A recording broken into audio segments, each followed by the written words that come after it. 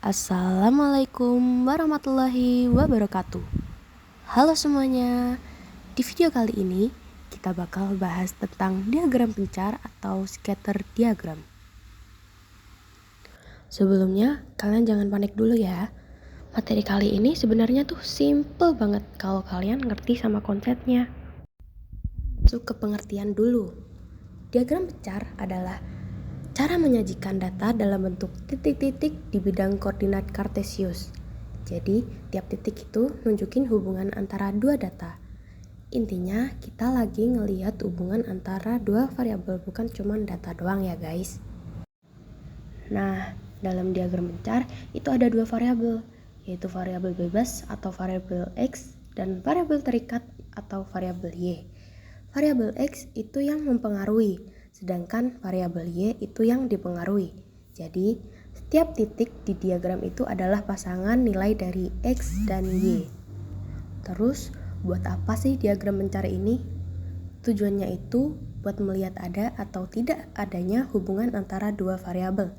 Selain itu, kita juga bisa lihat kecenderungan data, apakah naik, turun, atau tidak beraturan. Manfaatnya juga lumayan penting. Kita bisa tahu hubungan antara variabel, menganalisis pola data, dan membantu kita menarik kesimpulan dari data yang ada. Sekarang kita bahas ciri-cirinya. Diagram pencar itu pakai sumbu X dan Y. Datanya berupa pasangan nilai, disajikan dalam bentuk titik-titik, dan yang paling penting, titik-titiknya tidak dihubungkan ya. Kalau dihubungkan itu udah beda cerita. Lanjut ke jenis hubungan atau korelasi. Jadi korelasi ada 3 jenis. Yang pertama, korelasi positif. Ini terjadi kalau nilai X naik dan Y juga ikut naik. Polanya biasanya dari kiri bawah ke atas kanan. Yang kedua yaitu korelasi negatif. Ini kebalikannya. Kalau X naik, Y malah turun. Polanya dari kiri atas ke kanan bawah. Dan yang terakhir, tidak ada korelasi. Kalau titik-titiknya nyebar tidak beraturan, berarti nggak ada hubungan yang jelas antara X dan Y. Jadi ya cuman data biasa aja. Sekarang, gimana cara bikin diagram pencar? Langkahnya simple. Pertama, kita harus menentukan variabel X dan Y. Selanjutnya, kita bikin sumbu koordinat. Terus, kita harus nentuin tuh skala yang sesuai. Dan yang terakhir, plot atau letakkan titik-titik data yang sudah kita peroleh pada diagram. Biar makin jelas, kita lihat aja ke contoh soal. Perhatikan himpunan pasangan data X, Y berikut.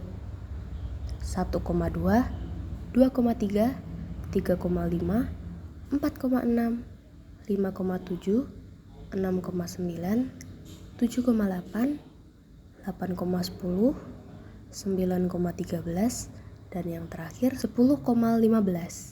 Pertanyaannya, gambarkan diagram pencar dari himpunan tersebut. Kemudian selidiki hubungan antara X dan Y. Kita langsung lanjut saja ke pembahasannya ya.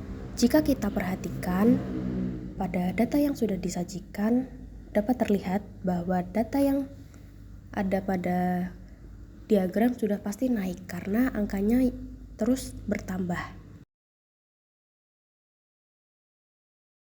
Jadi, karena peningkatan nilai X diikuti dengan peningkatan nilai Y, maka terdapat korelasi positif antara X dan Y. Oleh karena titik-titik tersebut membentuk pola menyerupai garis lurus, maka terdapat korelasi linear antara variabel X dan Y. Jadi, X dan Y memiliki korelasi linear positif. Jadi, kesimpulannya, diagram pencar itu digunakan untuk menganalisis hubungan antara dua variabel. Dengan diagram ini, kita bisa lihat pola dan kecenderungan data secara visual. Jadi lebih gampang untuk dipahami dan dipelajari. Baik, segitu saja pembahasan kita hari ini tentang diagram pencar. Sampai jumpa di video saya yang lain. Semoga apa yang kita bahas hari ini dapat berguna bagi masa depan kita nanti. Terima kasih. Bye-bye.